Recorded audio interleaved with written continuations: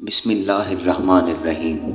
السلام علیکم ناظرین، آج کی ویڈیو میں ہم آپ کو بتائیں گے کہ حیض کیا ہے، عورتوں کو حیض کی سزا کیوں ملی، عورت کے حیض کی ابتدا کب اور کیوں ہوئی، یہود و نصارہ حیض والی عورتوں کے ساتھ کیا سلوک کیا کرتے تھے، اور قرآن مجید فرقان حمید میں حیض والی عورت کے حوالے سے کیا حکم ہے، اور حیض کے حوالے سے ہمارے نبی کریم صلی اللہ علیہ وسلم نے کیا ارشاد فرمایا۔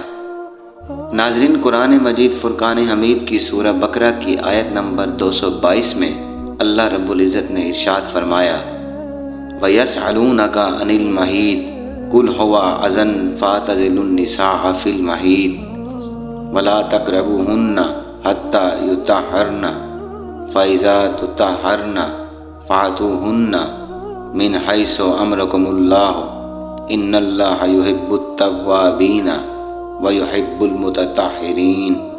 آپ سے حیض کے بارے میں سوال کرتے ہیں، کہہ دیجئے کہ وہ گندگی ہے، حالت حیض میں عورتوں سے الگ رہو، اور جب تک وہ پاک نہ ہو جائیں ان کے قریب نہ جاؤ، ہاں جب وہ پاک ہو جائیں تو ان کے پاس جاؤ جہاں سے اللہ نے تمہیں اجازت دی ہے، اللہ توبہ کرنے والوں کو اور پاک رہنے والوں کو پسند فرماتا ہے۔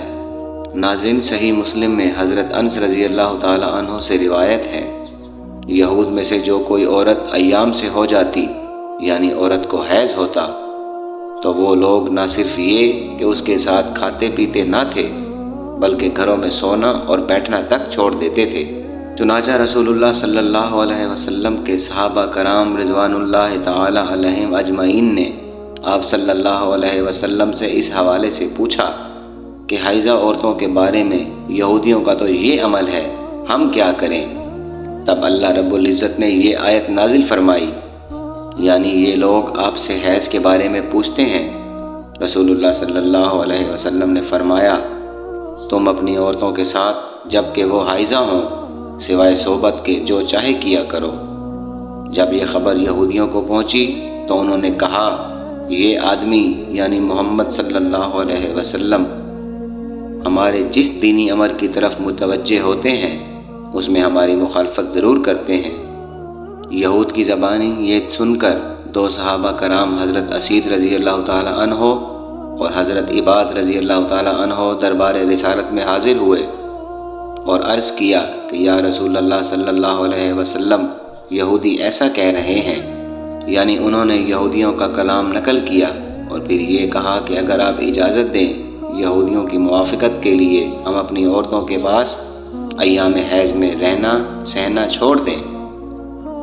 یہ سن کر رسول اللہ صلی اللہ علیہ وسلم کا چہرہ مبارک متغیر ہو گیا اور ہمیں یہ گمان ہو گیا کہ آپ صلی اللہ علیہ وسلم ان دونوں پر خفا ہو گئے ہیں۔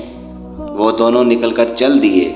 ان کے جاتے ہی رسول اللہ صلی اللہ علیہ وسلم کے پاس کہیں سے تحفتاً دودھ آیا، تو آپ صلی اللہ علیہ وسلم نے ان دونوں کو بلایا اور ان دونوں کو دودھ پلایا تاکہ انہیں یہ پتہ چلے کہ رسول کائنات صلی اللہ علیہ وسلم ان سے ناراض نہیں۔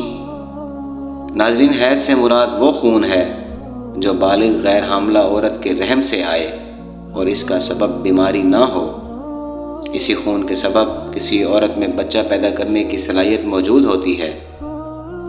اگر کسی عورت کو حیض یعنی ماہواری نہ آتی ہو تو وہ بچہ پیدا کرنے کی صلاحیت سے محروم ہوتی ہے۔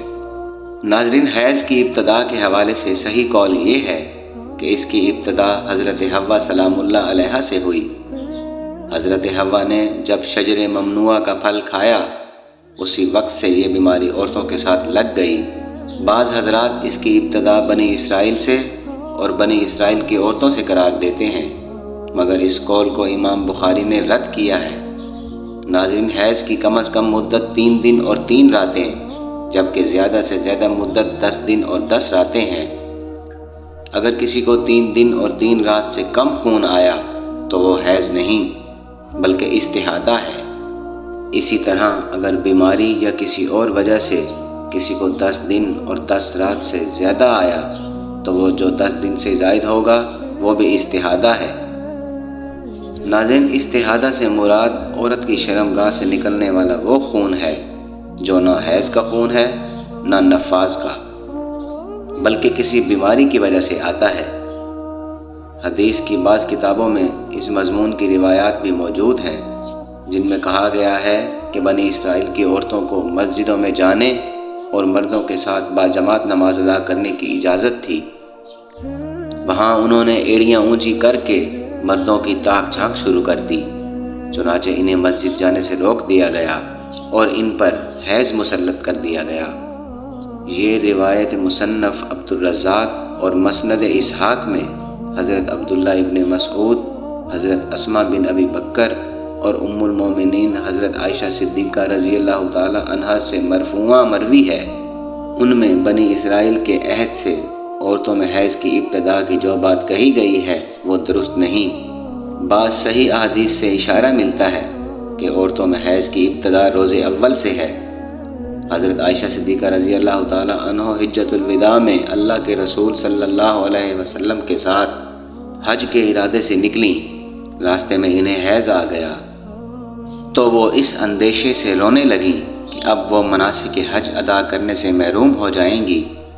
آپ صلی اللہ علیہ وسلم کو معلوم ہوا تو آپ نے انہیں سمجھاتے ہوئے فرمایا، یہ ایسی چیز ہے جسے اللہ رب العزت نے اولاد آدم میں عورتوں کے لیے لازم کر دیا ہے۔ اس حالت میں تم بھی وہی سب کرو جو حاجی کرتا ہے، صرف پاک ہونے تک بیت اللہ کا طواف نہ کرو۔ ناظرین، اسی طرح ایک حدیث حضرت ام سلمہ رضی اللہ تعالی عنہا سے بھی مروی ہے۔ وہ بیان کرتی ہیں کہ ایک موقع پر میں رسول اللہ صلی اللہ علیہ وسلم کے پاس تھی کہ مجھے حیض آنے لگا۔ میں وہاں سے اٹھ گئی تو آپ صلی اللہ علیہ وسلم نے دریافت کیا تو میں نے بتایا کہ مجھے حیض آنے لگا ہے۔ آپ صلی اللہ علیہ وسلم نے فرمایا، یہ ایسی چیز ہے جسے اللہ تعالیٰ نے آدم کی بیٹیوں پر لازم کر دیا ہے۔ ناظرین، نبی کریم صلی اللہ علیہ وسلم نے فرمایا، یہ وہ چیز ہے جسے اللہ تعالیٰ نے آدم کی بیٹیوں پر لازم کیا ہے۔ بعض لوگوں کا کہنا ہے کہ حیض کا آغاز بنی اسرائیل کی عورتوں سے ہوا۔ اس معاملے میں نبی کریم صلی اللہ علیہ وسلم کا ارشاد زیادہ معتبر ہے۔ اگر مسائل کی بات کی جائے تو ایام حیض میں عورت کے لیے نماز، روزہ، تلاوت جائز نہیں۔ اگر ان ایام میں مسلسل خون نہیں آتا تو بھی یہ ایام ان کی عادت کے مطابق حیض میں شامل ہوں گے، جس کی وجہ سے غسل کرنے سے بھی طہارت حاصل نہیں ہوگی۔ لہٰذا ان ایام میں ذکر و اذکار اور دعا کر سکتی ہیں، نماز، روزہ، تلاوت نہیں کر سکتی۔ ناظرین، اسی طرح رمضان المبارک میں عورت کے حیض یعنی ماہواری کے ایام میں جتنے روزے قضا ہوں گے، رمضان المبارک کے بعد ان روزوں کی قضا لازم ہوگی۔ اسی طرح نماز کے حوالے سے مسئلہ یہ ہے کہ عورت کے لیے ناپاکی یعنی حیض کی حالت میں نماز پڑھنا جائز نہیں بلکہ معاف ہے، یعنی قضا بھی لازم نہیں۔ البتہ عورت اگر جنابت کی حالت میں ہو یعنی اس پر غسل لازم ہو، خواہ ہم بستری کی وجہ سے یا حیض کے ختم ہو جانے کی وجہ سے، اس وقت تک نماز نہیں پڑھ سکتی جب تک کہ غسل نہ کر لے۔ اس حالت میں اگر کوئی نماز گئی تو اس کی قضا لازم ہوگی۔ ناظرین، اس امید کے ساتھ اجازت دیجیے کہ آپ کو ہماری ویڈیو پسند آئی ہوگی۔ انشاءاللہ بہت جلد آپ کی خدمت میں ایک نئی اسلامی تاریخی ویڈیو کے ساتھ حاضر ہوں گے۔ تب تک کے لیے اجازت دیجیے۔ اللہ حافظ۔